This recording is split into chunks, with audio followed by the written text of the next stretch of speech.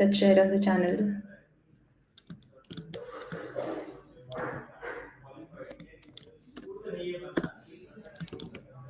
Abhi,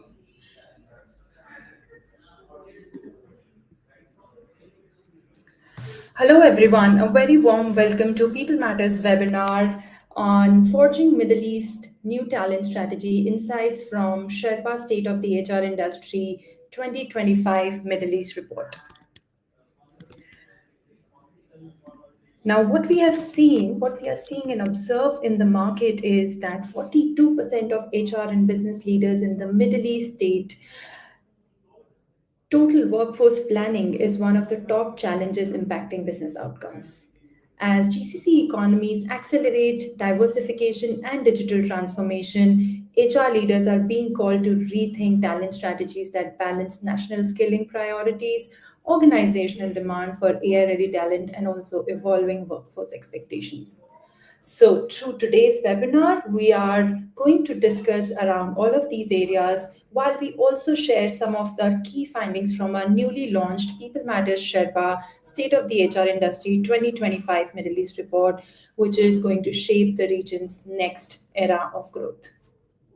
Now, before we delve deeper into it and tell you about our expert panelist, I would love to know a little bit about you. Feel free to put in the chat box where all you all are joining us from. Your city, country, would love to hear from you.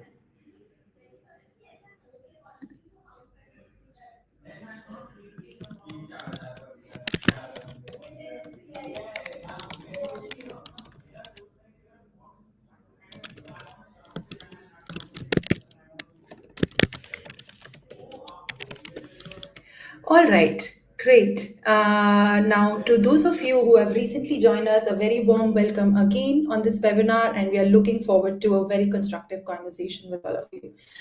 Now, for this conversation, we are honored to have today with us expert panelists from the Middle East region itself joining us for this important conversation. And the first in the row is Mr. Surhit Chaudhary, Co-Chief People and Culture Officer at Al Ghurair. Thank you very much for having me. Really honored to be part of this panel. Wonderful. A very warm welcome, Surhit. Glad to have you here with us today. Thank you. A little bit about Surhit for our audience. He's a seasoned CHRO with deep expertise in people strategy, transformation, rewards, performance management, and org development in the Middle East. And currently, he's serving as a co-chief people officer at Al Ghurair, overseeing a comprehensive HR strategy mandate for an organization employing over 28,000 people across multiple countries and sectors. Again, so glad to have you with us, Surhit. Thank you very much. Great. And our second panelist we have is Inshara Bawazir, Country Head of HR Oman at Standard Chartered Bank.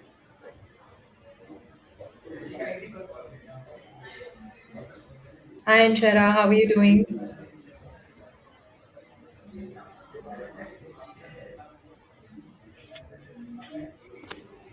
Are you able to hear us, Inshara?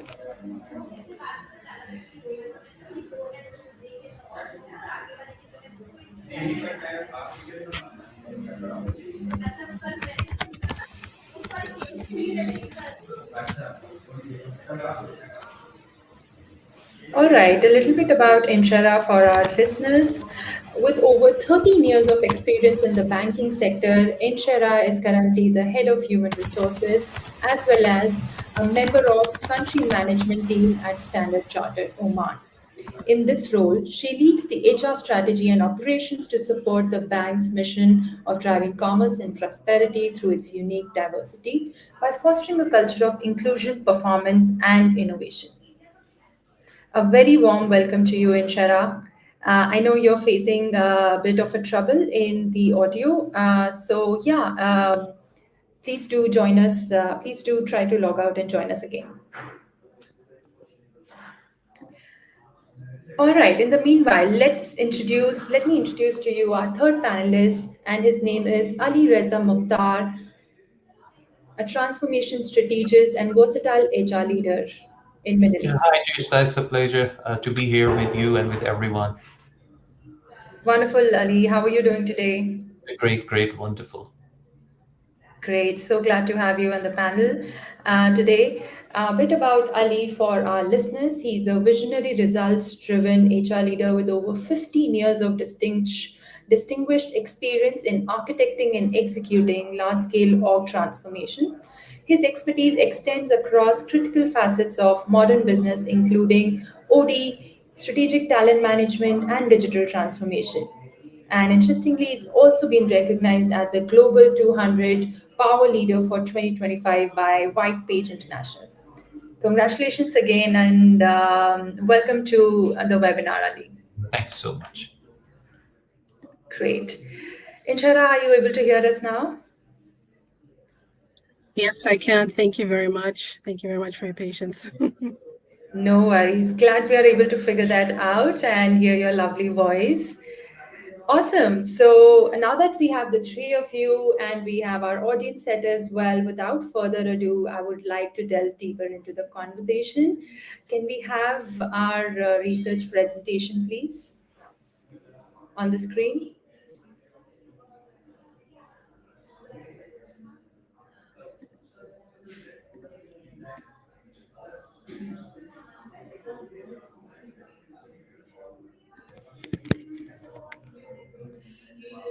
All right. While we start on this, I wanted to give a little bit of context on what Sherpa research study, a flagship research study from People Matters, is all about. It's a second edition in a row where we map out the whole HR landscape, this 360-degree view from HR leaders to HR tech partners to employees and investors alike.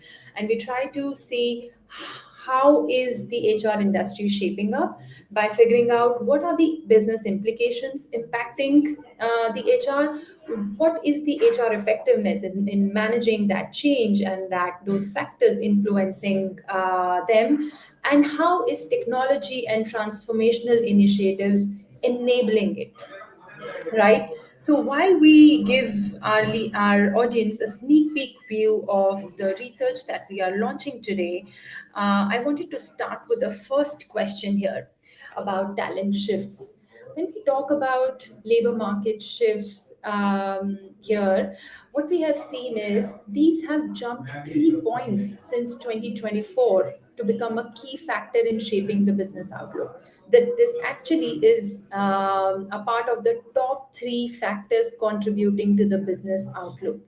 Now, my question to all of you here is, and I would love to hear everyone's point of view, is are HR leaders in the Middle East prepared to balance developing the local talent while accessing the foreign talent? What are some of the key market shifts in particular that are emerging in 2026, and how are leaders preparing for those changes?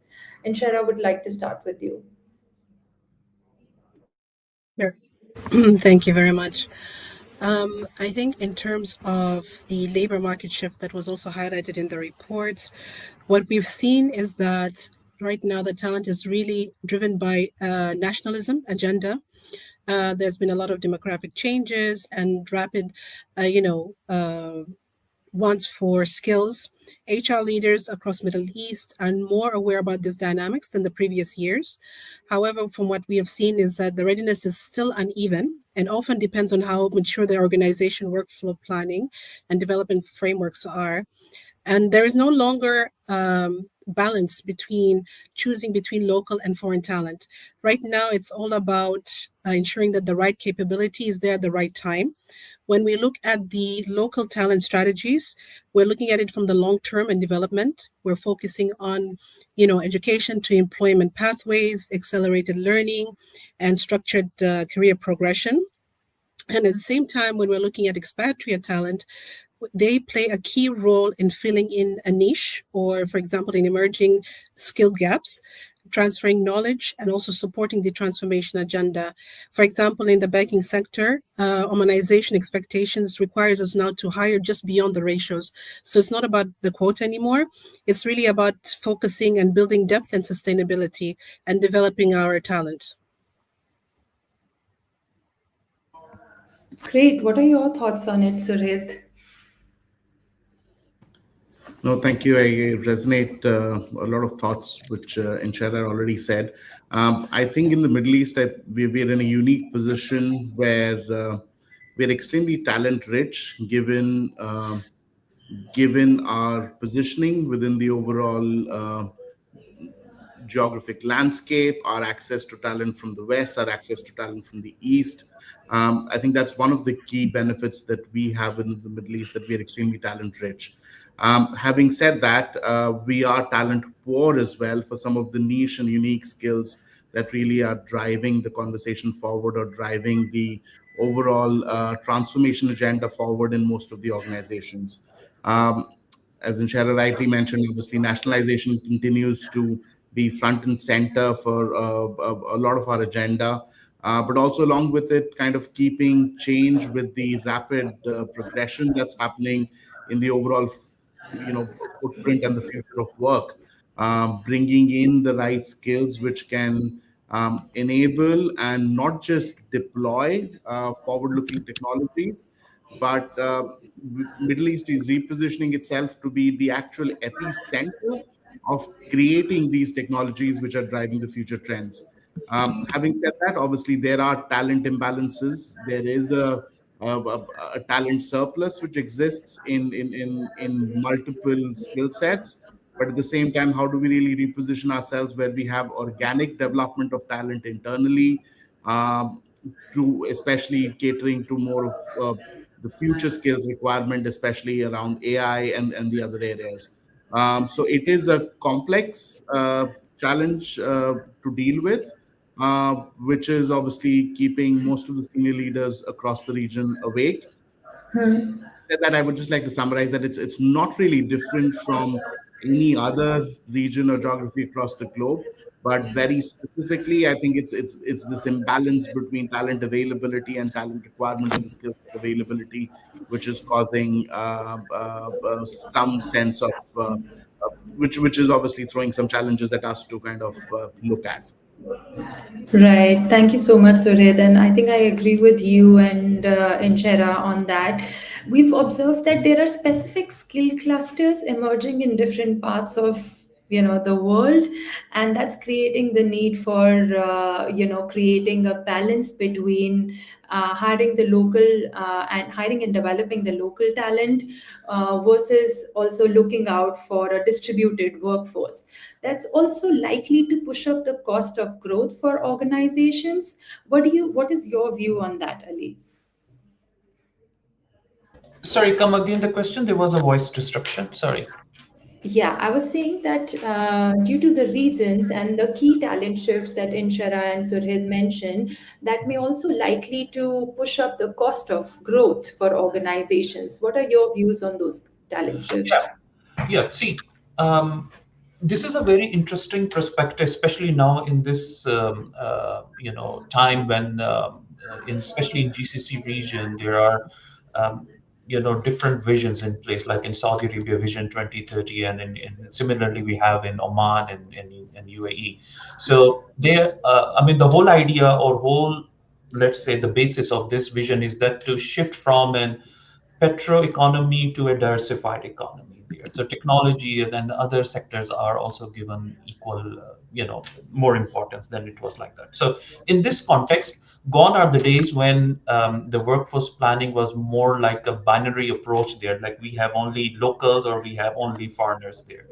I think the how I see this, I mean, especially with related to the cost of the organization, is that they need to make this localization as a strategic imperative rather than just as a burden for them. But don't Mhm. consider it as a burden. So burden means you just hit the number and then khalas, you don't focus more on the long term approach there, as Inshira mentioned that here. And at the same time, there are certain areas where you have the skill gap, the where you can bring out the foreign talent to take those roles and help the local talent as well to cultivate them so that they can also advance themselves in this in this requirements there. So if I put it down to a very practical level, I usually recommend in this case is that have a skill audit in your organization.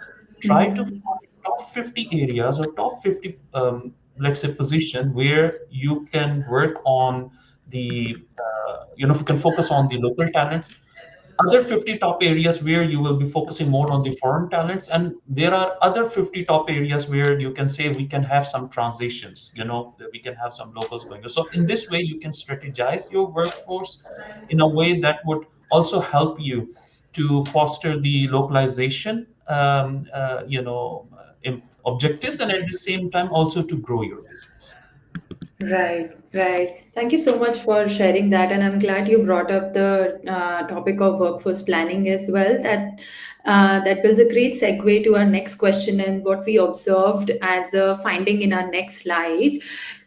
When we try to dig deeper and actually see what are the key challenges, how are these shifts actually impacting HR and putting forth new challenges, we actually saw that workforce planning, talent experience, and productivity stood out as some of the biggest challenges impacting the business outcomes in 2025 and 26 in the next 12 to 18 months.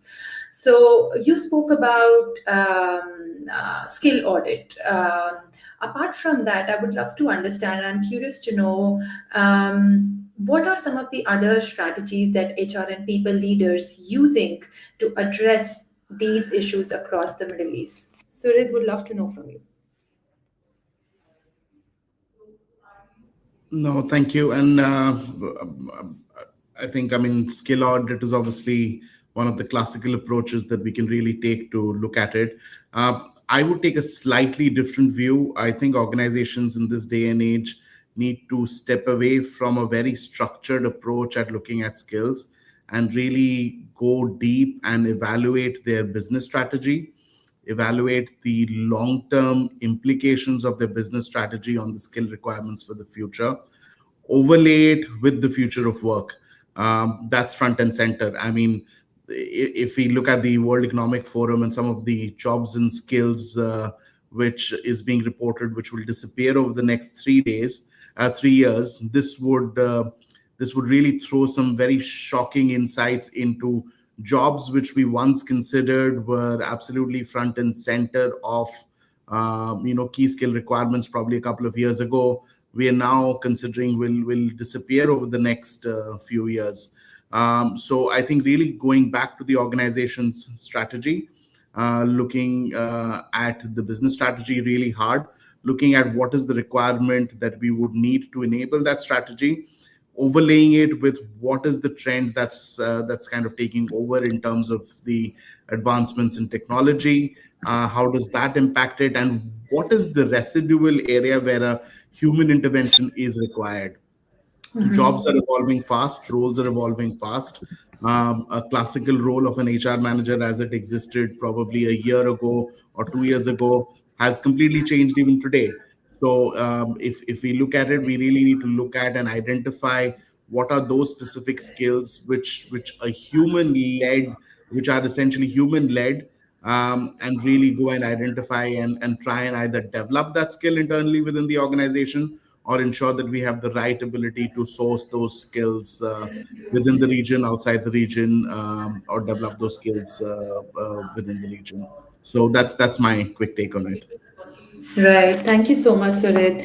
And I think, and I'd love to tell, I think you all and and our audience, and give a little bit of comparative analysis there in our global findings, in our Southeast Asia findings. The top three talent challenges that have actually come out is building talent excellence, which is already there, then leadership development, and AI and emerging technology. Now, I'm actually glad to see that Middle East is also proactively thinking about total workforce planning, and that is one of the biggest challenges that has come for the region. And they are proactively thinking of, addressing that through a dynamic workforce architecture that they want to curate out of meeting human skill demands. Inshara, I would love to hear your thoughts on it. My thoughts on it are very similar similar to my colleagues. I mean, in the short term, companies should really focus on identifying critical roles and assessing the immediate gaps, redeploying or upskilling the existing talent before resorting to external hiring. So you've already mentioned it as well, but it's very key. Strengthening the manager capability, the leadership capability is very, very important because productivity is often influenced by the leadership effectiveness size, clarity of expectations, and also workload prioritization rather than the workforce size. I believe in the long term, organization must also move towards, which is a lot of companies are doing right now, skill-based workforce planning. It's no longer having succession plan where it is vertical. We're also looking at from a horizontal level as well. So we're like this also will include building internal talent marketplaces, embedding continuous learning. Now continuous learning needs to be in your day-to-day activity. It's not longer like training in silos. Also like aligning the workforce plan, which Sarit had also mentioned with the business strategy, because without that you're literally working on like, it will become parallel. So, digital transformation and national workforce agenda is very critical when you look at the business strategy. Also, I would also like to add that right now, workforce planning must also anticipate, depending on the sectors, the regulatory evolution, and the heightened risk and the compliance requirement. So, my colleague mentioned like before, the HR role has evolved. So we are right now also undertaking like compliance and governance. That's something that is also embedded into our role. So we're adapting to it as we go along. So that is pretty much my take into it as well. Mm-hmm. Mm-hmm. Great, thank you so much. I would love to touch upon a couple of aspects that you both have mentioned here and also talk about the HR's effectiveness in now navigating in these challenges.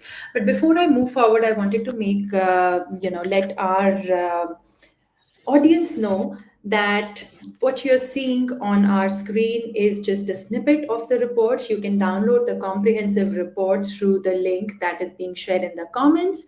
Also, while we are at it and you're listening into our experts, if you have any questions, feel free to put it in the comments chat box, and we will be more than happy to address those in the conversation today.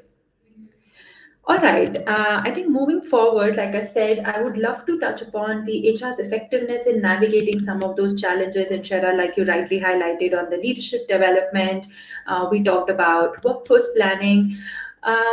What we have observed, and going back a little bit from a journey that HR has covered, from paper-based talent management to now doing it with AI-led technology platforms, HR has actually come a long way. And it needed a lot of change management across the board to kind of adopt and that change. And HR leaders are the experts in change management in the organizations. They orchestrate that. So we wanted to understand how effective they are in navigating the ongoing and frequent changes that are happening. Interestingly, if you see the next slide, it says that HR is really good at building the intent in the organization of the change readiness. But when it comes to building the AI ready change execution, they are struggling. Can we have the next slide, please, Vinita?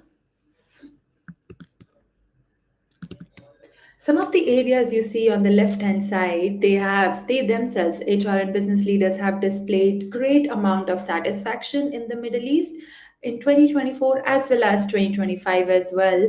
Whereas if you see on the right hand side, the red highlighted areas, they are mostly related to AI led change execution by the mid managers and leaders, where our execution is failing. Now, what is happening when we went deeper into it? If we go to the next slide, what we observed is that while only 95% of the leaders in the region say they are change ready, only 29% of them are actually AI ready. On to the next slide, please. So when we see that, we observed that our data shows lack of internal skills is actually one of the key reasons in building the AI readiness for the organizations, and how organizations are treating change readiness and AI readiness as two separate things. So I would love to hear your view on it, Ali. Great. Yes, I was reading this report and I found this interesting, gap. I would say that organizations, they feel like they are confident when it's come to any other change. So when it's come to the AI, in an AI area, the confidence, level is really pretty much low. Um, I take it, the AI as an area where the, change management requirement probably is way different than the others because of certain sensitivity we have here in AI, especially when it's come to data privacy, data security. Companies are not that much comfortable using the AI. And I have seen like some companies, they even block the ChatGPT and generative AI open source for that very reason there. Mm-hmm. But on the other hand, we have also seen that company they started building up their own, solutions. That's Yeah. internal AI solutions there to tackle that problem. However, uh, my take is that we still lack on so many areas in terms of mindset shift, in terms of the cultural change aspect of the organization, and it requires a different way of taking it further. For example, if you want to adopt this AI in your organization, you need to give some psychological safety to your employees where they can try, they can test, and they can improve. So AI experiment lab, for example, is going to be very helpful in this area if you're going to put that here. There is a need to have certain AI champion network in the organization who can take the AI thing further and try to implement or encourage or motivate people in different business sectors to do that here. So if I put it in to summarize this, I would say that probably our traditional or the classical change management approach might not work. We need to think differently, when it's come to the AI. Yeah, yeah. Thank you for raising such appropriate concerns here, Ali. I think what we have also heard is there's a lot of AI anxiety. So I think you shared a valid point on building psychological safety around the job security aspect as well, and around the data security concerns, ethical and responsible use of AI concerns. There's a lot of hesitance in adopting AI as well. So those are some of the things that we have observed as well. So Riz, I'm curious to understand from you. Are there any other concerns that you are observing? That, and how can HR leaders really develop the culture of AI readiness across the organization levers, like Ali mentioned, through skills and mindset shifts? Yeah, so a couple of things there. I'm really interested to know the 29% of organizations who think they've fully adopted AI, because the landscape is evolving so fast. I would really find that quite a risky statement to say they've fully adopted AI and there's nothing more to do. On the Mm. contrary, I think organizations which are vulnerable enough to share that they haven't fully adopted it are the ones who are actually looking at implementing the right use cases and really impacting, getting in the right impact from AI. There's obviously a huge pressure in boardrooms and organizations across the globe, and this is just not Middle East. We are not any different from any of the leading geographies across the globe. There is immense pressure from shareholder groups, from stakeholders in terms of uh, getting validated AI use cases implemented, driving efficiency in processes, driving excellent customer service, using AI at the front and center, which I'm sure the other panelists would also agree. I mean that's really front and center of the conversation. But I think what's really important is there's a lot of AI whitewashing which also happens in terms of just Yeah. implementing AI for the sake of AI. I mean, using ChatGPT to write an email does not mean I fully implemented AI in my organization. There are enough and more use cases across the globe where AI can effectively reinvent the way work is done. From a challenge perspective, I think that's challenge number one. I think the Mm-hmm. real understanding of AI does not exist very clearly across senior leaders, across people. Um, ChatGPT only is not AI. I just wanted to call that out because people may think just using that as AI. It's definitely not the case. Second challenge is really finding uh, evidenced use cases where AI can be implemented and really try and track and drive the ROI from there. And the third risk is I would call it AI latency or kind of thinking that a small just buy something with an AI element in it and then you're done. The Yeah. pace scale is evolving so fast. I think people have to really remain open to changes, open to new ideas, open to new ways of working. So I think it's this openness and this constant feeling that this is not the end all of what we are doing. There is a lot more which is to come, and really creating that hunger within the organization, right from the top leadership to the people, right in the front lines. That whatever we are doing today will be reinvented. It can be done better. It can be done faster. It can be done cheaper. So I think really kind of getting that culture within that organization of this positive understanding that AI is here to help and we need to reinvent what we are doing currently. Yeah. Thank you so much, Surit, for kind of bringing very honest and authentic observations and challenges here, and also sharing some of the practices that can help build the culture of AI here. I'm glad you also talked about having use cases in the organization and starting from there. One of the second barriers that you actually see on the slide is lack of the proven use cases that is limiting the organizations to use AI to its full potential. So, Inshara, I would love to ask you if you have seen any use cases building in your organization and your peer organizations that you may want to talk about with our audience. Yeah, sure. So, I mean, with the adoption of AI, the thing is, AI is really, it goes really beyond the traditional requirements, right? So, it's literally a new subject and it's very difficult to comprehend. And you're working with people from different, multi-generational. Like if you have Gen X, Gen Alpha, Gen Z, everyone literally adopts it very differently. I think with our organization, when we looked at the functions, we needed to understand what were the business requirement for each function and how can this support.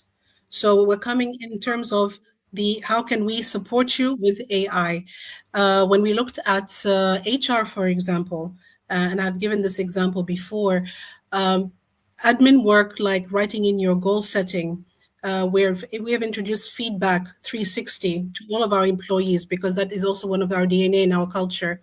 These type of activities were quite, people would say mundane. It would create delays. We would like try to encourage people to have that feedback culture, but to be sitting there on your PC trying to figure out stuff, something as small as that or make it look like mundane can actually cause a bit of anxiety or can be looked like something I don't have the time to do. So with how we address this is we created a framework where AI can actually support and adding recommendation suggestion, helping rewrite your feedback. So that actually became very cost effective. So it was literally about looking at how we can support our staff. We also introduced an application where you can practice having feedback one-to-one people leader support. So you're practicing with AI, you and putting in, okay, this employee is very difficult, da da da. You're putting your criteria, and then you have that practice with AI. Some things that we've never had before, and that's in the comfort of your own office or or by yourself. So when you understand what is the business want, or what is the outcome that you desire, you'll be able to support staff. And then it's also not just about the adoption part. I think what happens after. So what happens with organizations, sometimes we try to do something, we're really excited, and we make a huge, commercial or promotional, a big deal out of it, but then it kind of stops, it kind of trickles down. So where's the consistency? There has to be a plan where this now starts to be integrated into how you work.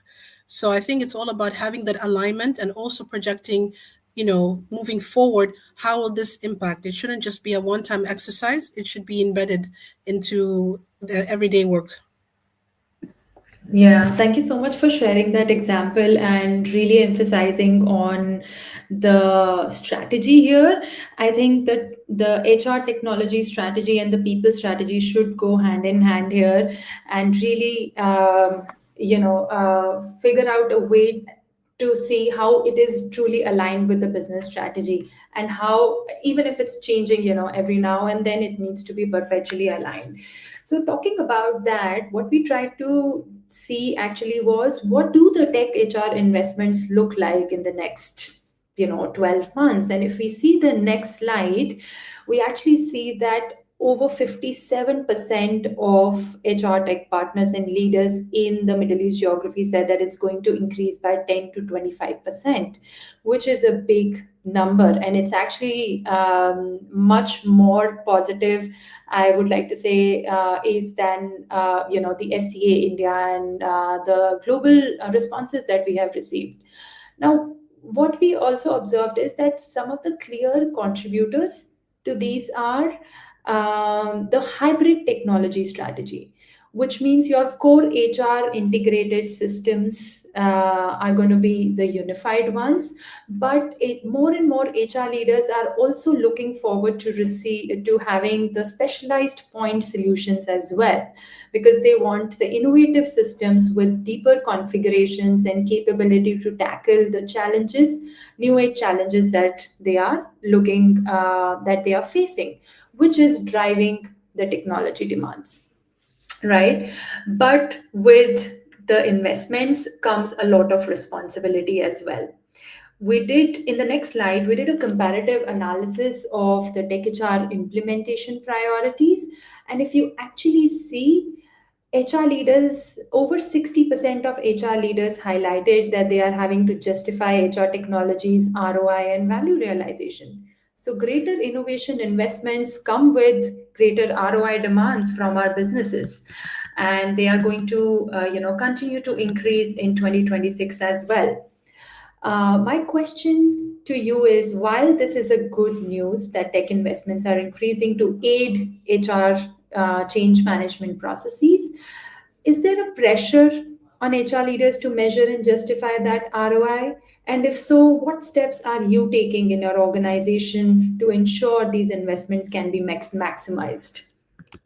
Ali, would love to learn from you. Yeah. Let me just first give you a broader perspective in the Middle East and especially in the GCC region.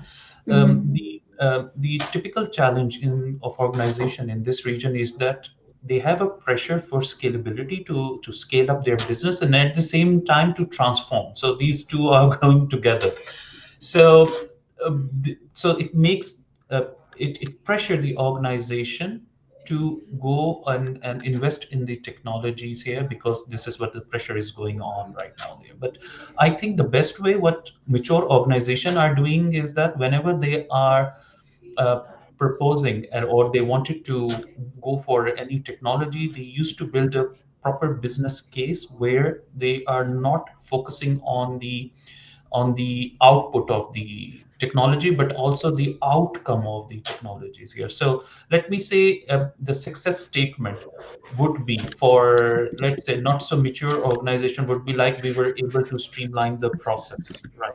With the adoption of the technology. But the mature organization would rather say we were able to retain the managers for the critical functions by proactively identifying certain risk areas through predictive analytics or through predictive like that. So these kind of success statement should be incorporated there. So I have seen this in the mature organizations like big giants in these regions, they who are doing that here.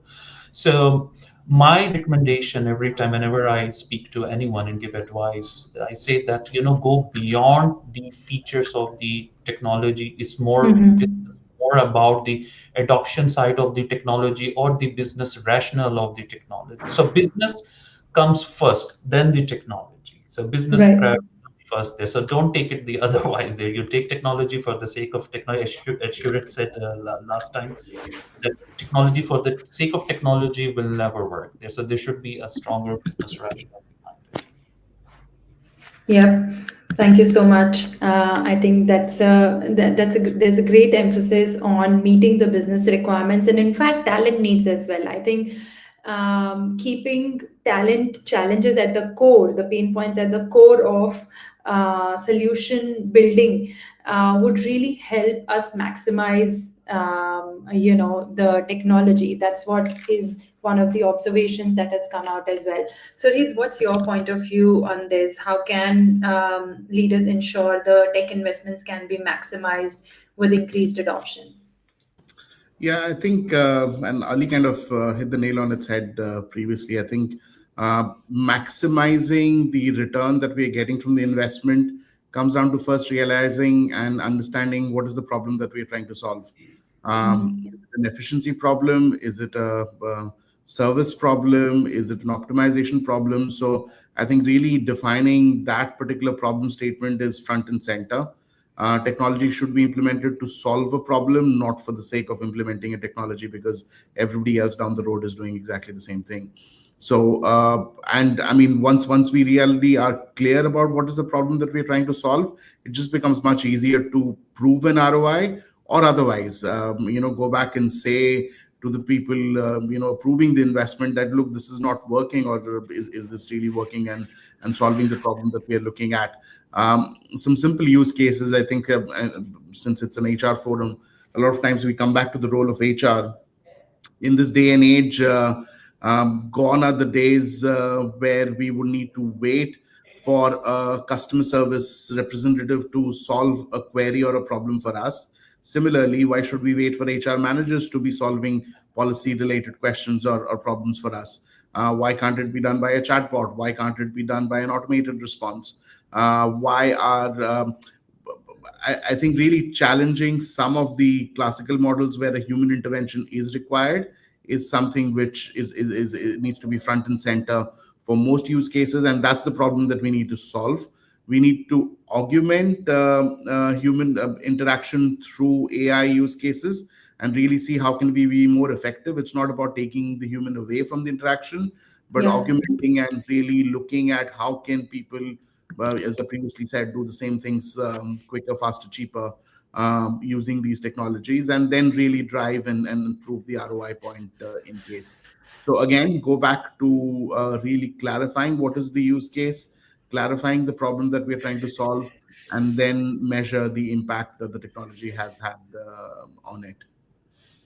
Yeah, yeah, great. Thank you so much.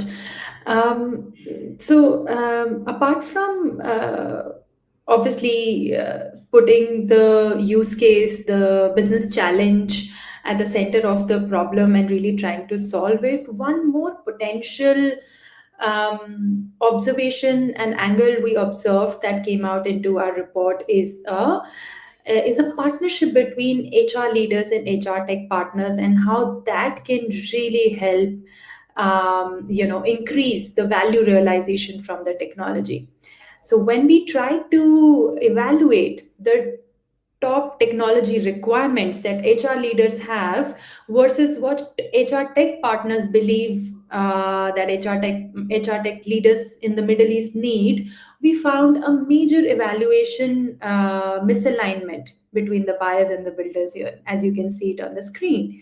The only, if you see on the right hand side, top right, ability to measure business impact is the only top must have criteria where we see an alignment between the both. For the rest, the other four must have areas for HR leaders are very different from what HR tech partners believe it to be.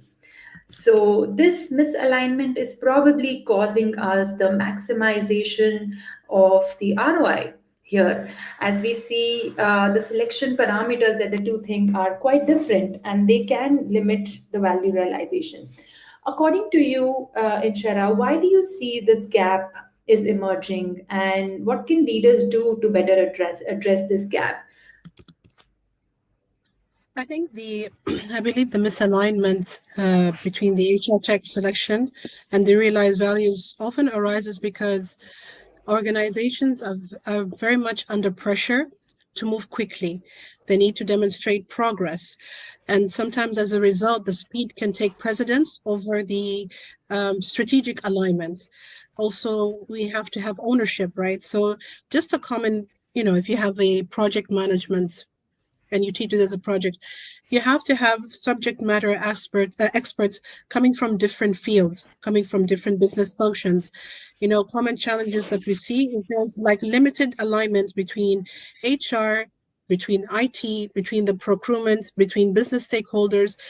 And there's also like, okay, this is an HR problem, this is an IT problem. Unless there is an alignment, there will be gaps when it comes to when we see this the parameters itself.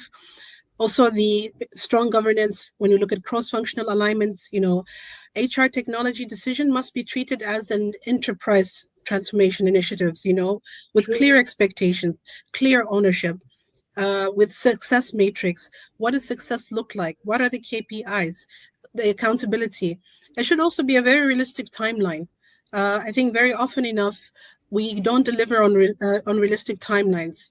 So what the business expectation is versus what we can deliver usually also causes a misalignment. So I think that's like, in my opinion, one of the reasons. Like, the value is lost when the tools are selected in isolation from the strategy itself.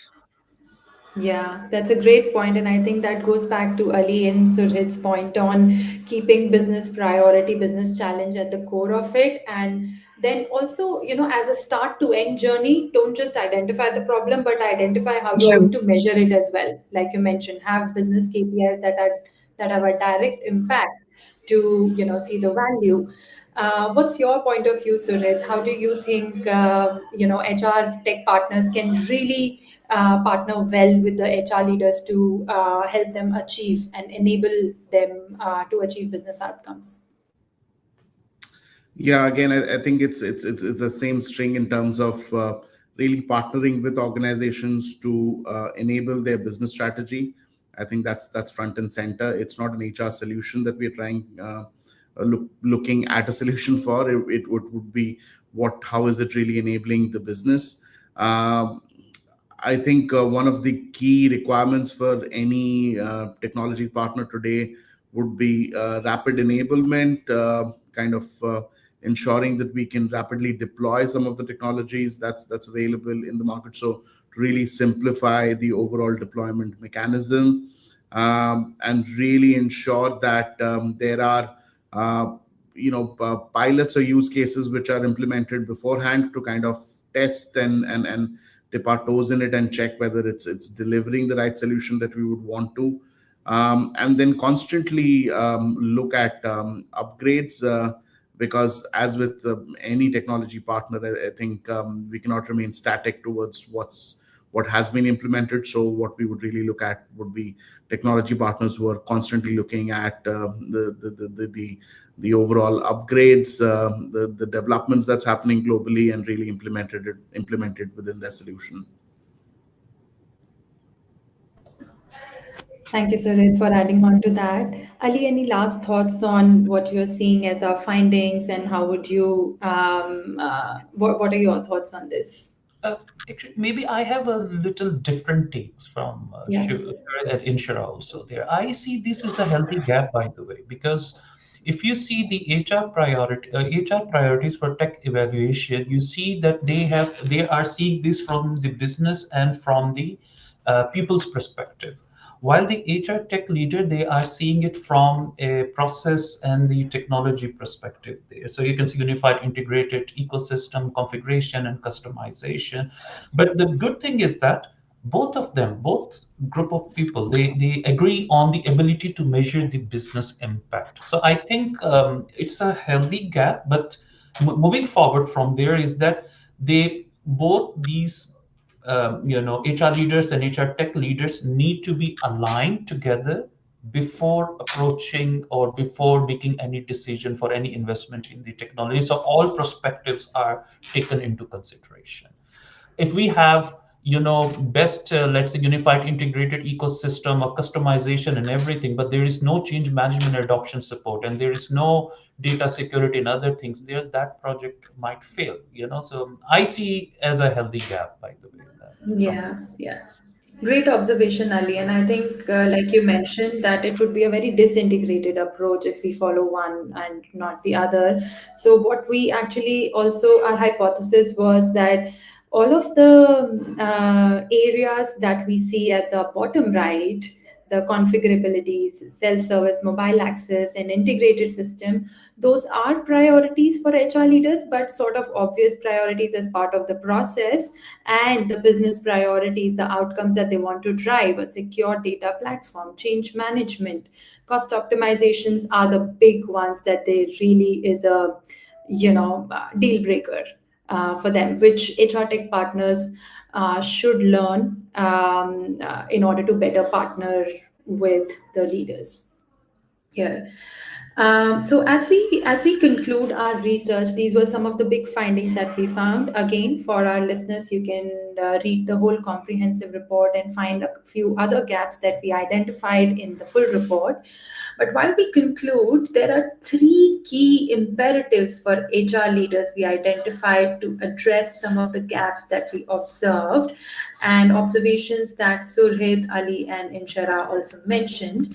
And these imperatives are building data fluency and AI readiness as an HR capability mandate in 2026, shifting from just tech deployment or implementation to really outcome focused selection that we just spoke about, and also full adoption for increased return on investment, and also making strategic workforce planning really core to HR's agenda in the coming year, which is going to go big. So, my question to the three of you, and as last thoughts, I would love to learn from you based on your experience, which one of these three or our HR leaders in the Middle East region are likely to miss out on, and there should be a watch out, and what if you were to prioritize one of those in 2026 for leaders, what would that be? And we'll start with you, Inshara.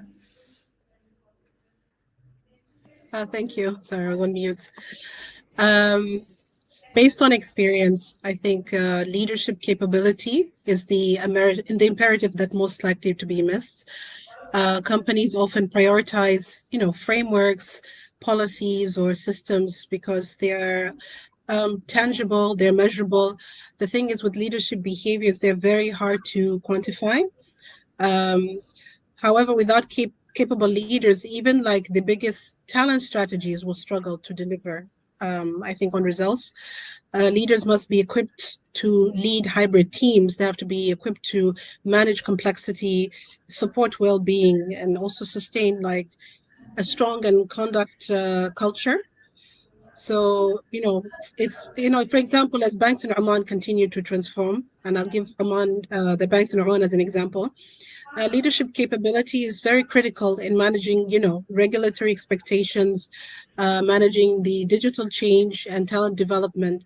So HR transformation, I think, is not sustainable without the leadership transformation. Yeah. Thank you so much, Inshara. Ali? Yes, from these three imperatives, one is building data fluency and AI readiness, second is about the tech deployment and ROI, and third is about the workforce planning and excellence. So I want to go a little further from what Inshira said, leadership development. I fully agree with this thing there. But let me just go back to our previous discussion when we were talking about skill sets or skilled Mhm. audit. And what Shurid rightly said, that it should be linked with the strategy, not only the strategy, but also the dynamics of the industry, how it's changing. So the problem with workforce planning in this region, most of the organization that are not mature, that they do workforce planning as a one-off exercise in a year. I think the things are dramatically changing in the market, and I think this exercise should be dynamic, should be more scenario based exercise there. So, and that also informs our skills framework also that needs to be done here. I don't know. Most of people probably from Saudi Arabia, they know that in Saudi Arabia there is a national skills framework that is being Mhm. know, being worked on there for different industry there, and the whole idea is that how to align our workforce planning based on those skills that are very dynamic based on the industry changes or transformation going on in the industry or in the company, and also linked with the organizational strategy. Perfect. Thank you so much, Ali, and great to close the loop on the dynamic skills as well, and how it's a core part of workforce planning. Loved hearing that from you. Surhit? Yeah, for me, I mean, if there was an imperative which could combine one and two, probably that's something which is Mm-hmm. extremely important. I think data fluency is extremely important. That's the first step that's required in terms of having a very data-driven mindset and really leading the way when it comes to AI deployment, AI readiness. At times, minor changes in ways of working and how we are using data can really ensure that we can build and prove use cases for AI deployment. So that's really I think one of the key first steps, and not just for HR but the entire leadership team, as Shara as well mentioned. I mean, the entire leadership team needs to be first very strong proponents, but at the same time be literate in these areas to really drive these use cases across the organization. And secondly, I mean, just being very outcome focused, and this is not just for investments within technology and HR, but I think being very outcomes focused in whatever we do, what gets tracked and measured gets delivered, and that's really one of the key pillars in the way decisions should be taken and then evaluated whether they're delivering the right results. So I think that's really the key. Finally, I think overall focusing on a mindset of change within the organization, really creating that hunger within the organization that if people don't change, they will get changed. Uh, Technologies have come and they've changed and they've evolved. The way work was done 200 years ago was done when computers were invented, and the same thing's happening now. So either we evolve and keep pace with what's happening, or really be left out in this overall race. So yeah, that would be the final kind of concluding thoughts on that. Thank you so much, Surhit. Loved your concluding thought on the change mindset, building a change mindset. I think that's one of the key things that the whole organization, especially leaders, need, as these changes are going to be more and more ongoing and frequent. So, to come out of the stage of decision paralysis, it's important that we continuously build the change mindset. I would love to thank all three of you for sharing your candid thoughts on the region's challenges, priorities, and sharing the best practices that your organization and others in the region are developing around these some of these findings. I hope you find the report helpful, and to all our listeners as well. In order to get access to this report, you can scan this QR code or see the link in the comment section. And if you have any questions for our leaders, for us, feel free to reach out to us. Would love to answer that and incorporate that in the next version of this report as well. Thank you. As you build your new talent strategies, I hope these in some of these insights will really help you take the decisions. And thank you again to the three of you for joining us. Thank you, Cheshta. Thank you. Thank you, Chester. Thank you, everyone. It was a pleasure having a discussion with you, with all of you. Have a Thank great you. rest of the day. Thank Thank you. you.